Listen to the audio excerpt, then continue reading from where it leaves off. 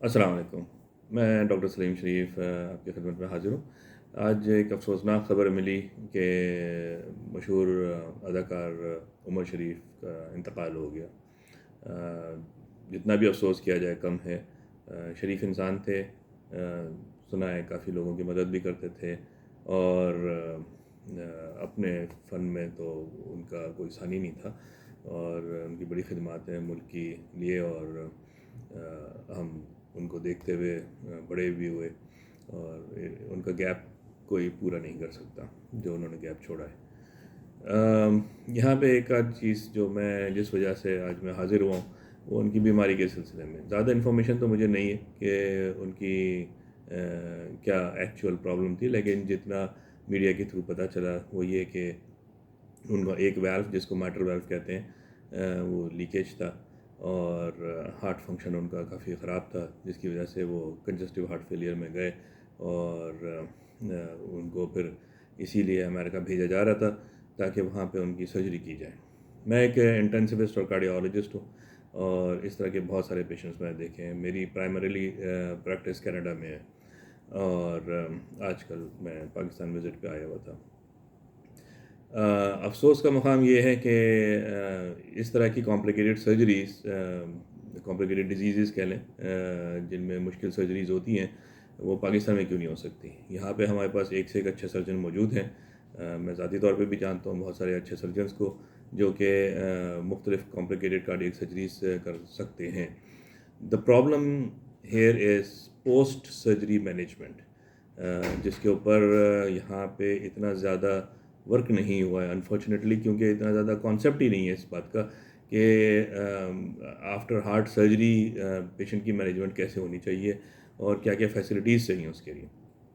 میں ایک انٹینسوسٹ ہوں اور کارڈیالوجسٹ ہوں، جیسے کہ میں نے آپ کو پہلے بتایا، اور میں medical surgical I C U اور cardiovascular I C U جو ہے ان دونوں کو چلاتا ہوں کینیڈا کے اندر۔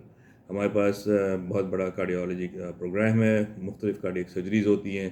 ان کی ڈیٹیلز میں نہیں جا رہا، ان شارٹ جنرل پاپولیشن کے لیے کہ بڑی کمپلیکیٹڈ سرجریز ہوتی ہیں جن کو پھر پوسٹ آپریٹیو ہم لوگ مینیج کرتے ہیں، اور ان کا پوسٹ آپریٹیو کورس بہت ہی کمپلیکیٹڈ ہوتا ہے، جس کو مینیج کرنے کے لیے ہائیلی اسکلڈ آپ کے پاس مین پاور ہونا چاہیے، رائٹ فرام کنسلٹنٹ انٹینسوسٹ جو کہ آئی سی یو کا کنسلٹنٹ ہوتا ہے، اور اس کے علاوہ نرسنگ اسٹاف اور الائڈ ہیلتھ کا پورا ایک ٹیم ورک ہے۔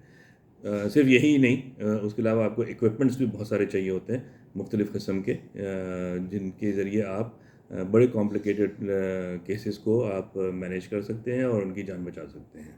باقی زندگی اور موت تو ظاہر ہے اللہ تعالیٰ کے ہاتھ میں ہے، بحیثیت انسان اور بحیثیت ڈاکٹر ہم جو کچھ کوشش کر سکتے ہیں وہ کر سکتے ہیں۔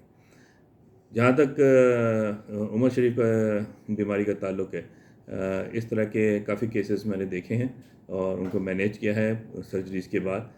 میٹر ویو کی سرجریز ہوتی ہیں، اس کی مختلف آپشنز ہیں سرجریز کے، میٹر ویو ریپلیسمنٹ سے لے کے کلپنگ ہے اور ریپیئر ہے، وہ سب ہوتی ہیں۔ اب یہ سب ڈپینڈ کرتا ہے کہ اس کی انیٹمی کس طرح کی ہے اور کیا سرجیکل آپشنز اویلیبل ہیں in particular case, also dependent upon the heart function اس کا کیسا ہے۔ یہاں پہ یہ بات آتی ہے کہ post I C U care کے لیے آپ کو کیا کیا چیزیں چاہیے۔ جیسا کہ میں نے کہا کہ آپ کو ایک اسکل ٹیم چاہیے، لیڈ بائی ایک انٹینسوسٹ جو کہ اس طرح کے کیسز کو مینیج کر سکتا ہے۔ پھر اس کے بعد ایکوپمنٹس اور آئی سی یو کا پورا ایک سسٹم ہے۔ ایسی کوئی چیز نہیں ہے ان میں سے جو پاکستان میں اویلیبل نہیں ہو سکتی۔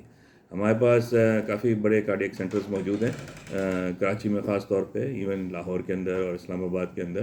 میں کسی بھی انسٹیٹیوٹ کا نام نہیں لے رہا یہاں پہ، ایک جنرل بات کر رہا ہوں کہ یہ بڑے بڑے سینٹرز موجود ہیں جن کے اندر کافی مین پاور بھی موجود ہے، ایکوپمنٹس موجود ہیں، لیکن بعض ایکوپمنٹس اویلیبل نہیں ہیں۔ لیکن اس کا یہ مطلب نہیں ہے کہ وہ اویلیبل نہیں ہو سکتے، وہ امپورٹ کیے جا سکتے ہیں، یہاں پہ سیٹ اپ کریٹ کیا جا سکتا ہے، آپ ہائر کر سکتے ہیں مین پاور کو۔ انفارچونیٹلی میری پچھلے 1-2 سال کے اندر کافی مختلف بڑے ہاسپٹلس کے اندر بات ہوئی، اور میں نے ان کو ایک پورا ویژن دیا کہ کس طرح سے ان کے آئی سی یوز کو مزید ڈیولپ کیا جا سکتا ہے، خاص طور پہ cardiovascular surgical I C U جو ہے ان کو ڈیولپ کیا جا سکتا ہے، اس کے لیے کیا ایکوپمنٹ چاہیے۔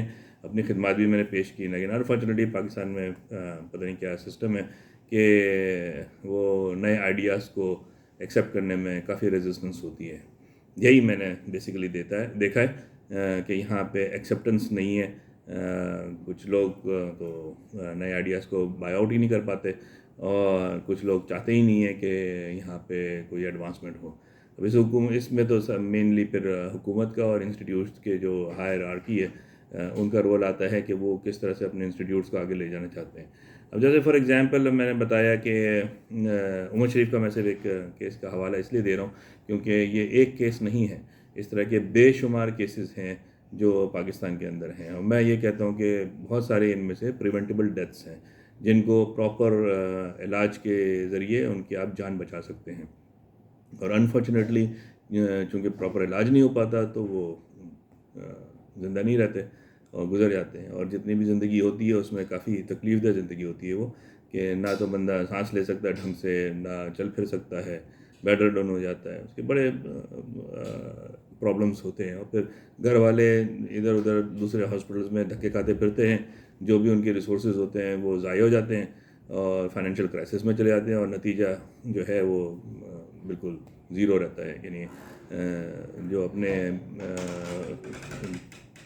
پیارے ہیں ان کی جان سے بھی ہاتھ دھو بیٹھتے ہیں، اور پھر فائنینشیل بھی پرابلمس کریٹ ہو جاتے ہیں.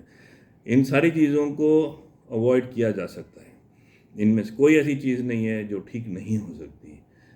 جیسے میں نے کہا کہ میں اس طرح کے مریضوں کا علاج کرتا رہا ہوں، بہت سارے ڈاکٹرز ہیں، میں اپنی بات نہیں کر رہا، بہت سارے میری طرح کے ڈاکٹرز ہیں بیرون ملک پاکستانی، چاہے وہ انگلینڈ میں ہوں، آسٹریلیا میں ہوں، کینیڈا میں ہوں، امریکہ میں ہوں، اور ہائیلی اسکلڈ ہیں مختلف فیلڈس کے اندر.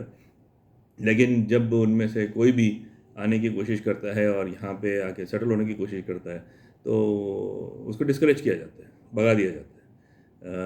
کچھ عرصے پہلے اس طرح کے کیسز ہوئے ایک ہاسپٹل کے ساتھ، اور بہت سارے ڈاکٹرز کو بھگا دیا گیا، اور نقصان کس کا ہوا؟ قوم کا ہوا. چند لوگوں کی تنگ نظری کہہ لیں یا جو بھی کہہ لیں، اس کی وجہ سے قوم نقصان اٹھاتی ہے.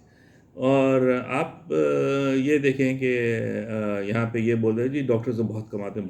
مجھے نہیں سمجھ میں آتا کہاں سے یہ ایک مس کانسیپٹس آ گیا ہے. میں نے تو دیکھا ہے یہاں پہ پاکستان میں ڈاکٹرز کی بہت برے حالات ہیں. جونیئر ڈاکٹرز کو تو آپ رگڑ دیتے ہیں بری طریقے سے، اور 36 گھنٹے کنٹینیوس وہ بیچارے کام کرتے ہیں اور ان کو پیسے نہ ہونے کے برابر ملتے ہیں. اور ایون کنسلٹنٹس بھی جو ہیں، بہت سارے اکثریت جو ہے کنسلٹنٹس کی وہ ہینڈ ٹو ماؤتھ گزارا کر رہے ہیں، بڑی مشکل سے اپنا وہ سفید پوشی قائم رکھے ہوئے. چند ایک ڈاکٹرز ہوں گے اور ہیں جو کہ بہت زیادہ کما رہے ہیں، لیکن اگر آپ ان کو کمپیئر کریں بڑے بزنس مینوں سے یا بعض دیگر پروفیشنل سے، تو ایسا بھی نہیں ہے کہ ان کی چاندنی لگی ہوئی ہے اور جو ہے ان سے زیادہ کوئی اور نہیں کما رہا. ایک انفارچونیٹلی پتہ نہیں کس طرح کا یہ کانسیپٹ آ گیا چند ایک کو دیکھ کے، جن کے اپنے ذاتی ہسپتال ہیں تو وہ پھر بہت زیادہ کما رہے ہیں. لیکن پھر بھی میں یہ کہہ رہا ہوں وہ تو پھر بزنس بنا کے کما رہے ہیں نا، تو وہ صرف اپنے ایز اے ڈاکٹری کے طور پہ تو نہیں کما رہے. اب کسی نے لیبارٹری لگا دی یا ہاسپٹل لگا لیا تو وہ اس کے تھرو کما رہا ہے، تو وہ اس نے انویسٹمنٹ بھی اسی حساب سے کروڑوں میں کی ہوئی ہے یا اربوں میں کی ہوئی ہے، تو وہ اسے جنریٹ کر رہا ہے. تو ہر ڈاکٹر تو نہیں افورڈ کر سکتا ہے اتنا. بات یہ ہے کہ آپ حکومت کیا کرتی ہے جب اس طرح کے کیسز آتے ہیں تو جی بیرون ملک علاج کرا دو، کروڑوں روپے اس کے اوپر ایک آدمی کے اوپر خرچ کر دیے جاتے ہیں کہ بھائی اس کو باہر لے جا کے علاج کرتا ہے. وہ چاہے وہ کوئی انفلوئنشیل سٹیزن ہے یا پولیٹیشین ہے یا بیوروکریٹ ہے یا کوئی اور ہے، اس کو بیرون ملک ایک آدمی کے اوپر آپ کئی کروڑ لگا دیتے ہیں، اور اگر وہ ٹھیک ہو گیا، نہیں ہوا تو پیسے بھی گئے اور زندگی بھی آپ نے نہیں بچا سکے، جیسے اس حالیہ کیس میں. یہی چیز اگر آپ پراپر سیٹ اپ کریں پاکستان کے اندر، جو بڑے ہاسپٹلز ہیں، 3 بڑے شہر ہیں آپ کے، اسلام آباد اور پنڈی، کراچی اور لاہور، ان بڑے شہروں کے اندر کم از کم ایک دو بڑے آپ سینٹرز بنائیں جن کے اندر state of art I C U ہو، تمام فیسلٹیز ہوں. ایک دفعہ کا خرچہ ہے اسے ایکوپ کرنے کا، پھر اس کے بعد تو مینٹیننس کاسٹ ہے. کچھ گورنمنٹ اس کے اوپر خرچ کرے، پیسے لگائے، اور جو ہائر کریں ڈاکٹرز کو اچھے پیسے دے. اوبویسلی وہ پھر بھی وہ تو کمپنسیٹ نہیں کر سکیں گے ڈاکٹرز کی انکم کا لاس جو باہر سے یہاں پہ آ کے ہوگا ان کو. باہر آپ امریکہ میں یا کینیڈا میں اور یو کے میں جتنا کماتے ہیں اس کا تو ہاف بھی آپ نہیں بنا سکتے، ایون 25% بھی نہیں بناتے. یہاں پہ، اور وہ جب قربانی دے کے ادھر آ رہا ہے تو کم از کم آپ اتنا تو دیں کہ وہ عزت کے ساتھ اپنا گزارا کر سکے، اور free of tension focused on patient care, اور کوالٹی ٹریٹمنٹ بھی پرووائڈ کرے، اور ساتھ ہی ریسرچ کا کام بھی کرے، اور جو ہے آپ کا ہیلتھ کیئر سسٹم کو امپروو کرے اور آگے لے جائے۔ یہ کوئی ناممکن چیز نہیں ہے۔ میں اشور کر رہا ہوں یہاں پہ اپنے ویورز کو کہ آپ کے پاس بہت سارے ایسے ڈاکٹرز ہیں جو اچھے، اگر آپ پیکیجز دیں گے وہ ادھر آئیں گے، ملک کی خدمت کریں گے۔ ساتھ میں آپ کو پھر اکوپمنٹ بھی چاہیے۔ اب جیسے میں نے کہا میں ایک اسکلڈ ہوں کرنے، لیکن اگر مجھے آپ کھڑا کر دیں ہاسپٹل کے اندر اور آپ مجھے اکوپمنٹس ہی نہیں دیں تو میں کیا کر لوں گا؟ دعاؤں سے تو علاج نہیں کر سکوں گا نا، تو مجھے اکوپمنٹس چاہیے۔ دعا اپنی جگہ، لیکن آپ کو علاج کرنے کے لیے آپ کو وہ چیزیں بھی تو چاہیے۔ تو بہت ساری چیزیں ہیں، مثلا ایکمو ہے، ایل ویڈ ہے، آر ویڈ ہے، ساری یہ وینٹریکولر اسسٹڈ ڈیوائسز ہیں، یہ ایکمو کی ٹیکنالوجی ہے، اس کے علاوہ مختلف چیزیں ہیں، وہ سب کی جا سکتی ہیں۔ آپ یہاں پہ اگلی چیز کیڈیورک ٹرانسپلانٹیشن ہو سکتی ہے آرگنس کی، وہ ایک الگ موضوع ہے۔ اور کچھ لوگوں نے اس کو بنا دیا کہ جی غیر اسلامی، ایسا کچھ نہیں ہے۔ سعودی عرب میں ہو رہے ہیں آرگن ٹرانسپلانٹیشن، بعد از مرگ جو ہے، بعد از موت جو ہے لوگ اپنے آرگنس کو ڈونیٹ کر دیتے ہیں۔ سعودی عرب میں ہے، ایران میں ہے، یو اے ای میں ہے، بہت سارے ممالک کے اندر، مسلم ممالک کی میں بات کر رہا ہوں۔ جو غیر مسلم ممالک میں ان کا بہت عرصے سے ہو ہی رہا ہے، اور اویئرنیس بھی ہو گئی ہے، اور لوگ وصیت کر دیتے ہیں کہ ان کی ڈیتھ کے بعد ان کے آرگنز جو ہیں وہ ڈونیٹ کر دیے جائیں۔ لیکن اس میں یہ صرف کہوں گا کہ اگر پاکستان میں یہ لے کے آیا جائے تو اس کی اسٹرکٹ مانیٹرنگ ہو تاکہ مس یوز نہ ہو، کانفیڈینشیلٹی رکھی جائے ڈونر کے لیے اور ریسیپینٹ کے لیے، کہ کسی کو یہ نہیں پتہ چلے کہ آرگن کس کا ہے، جس کو لگایا جا رہا ہے اس کو بھی نہ پتہ چلے، اور ڈیٹا جو ہے وہ گورنمنٹ کنٹرول کرے، اور صرف گورنمنٹ ہاسپٹلس کے اندر ہو، بجائے اس کے کہ کوئی پرائیویٹ ہاسپٹلس میں ہو کے دکانداری کا کام شروع ہو جائے۔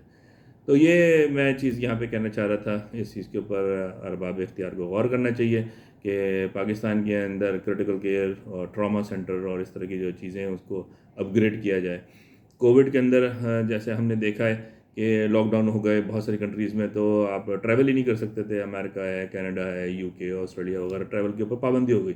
تو بھلے کوئی ارب پتی کھرب پتی ہے فیملی، اور ان کے لیے کوئی مسئلہ نہیں ہے باہر جا کے علاج کرانا، ان کا خرچہ اٹھانا ان کے لیے کوئی پرابلم ہی نہیں ہے، لیکن جب آپ ٹریول کے اوپر پابندی ہوگی تو آپ کہاں سے جائیں گے؟ پیسے آپ کے پاس ہیں، وہ پیسے کے نوٹ منہ میں ٹھوس کے تو علاج نہیں کر سکتے نا۔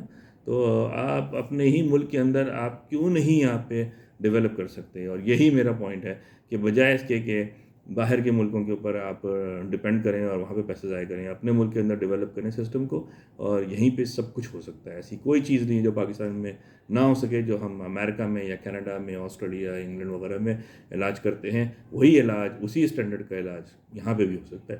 صرف ویژن کی اور ول کی ضرورت ہے۔ یہ جس دن پوری ہو جائے گی، ہماری قوم کو گھر بیٹھے یہیں پہ کم خرچے میں علاج ہو جائے گا۔ تھینک یو، خدا حافظ۔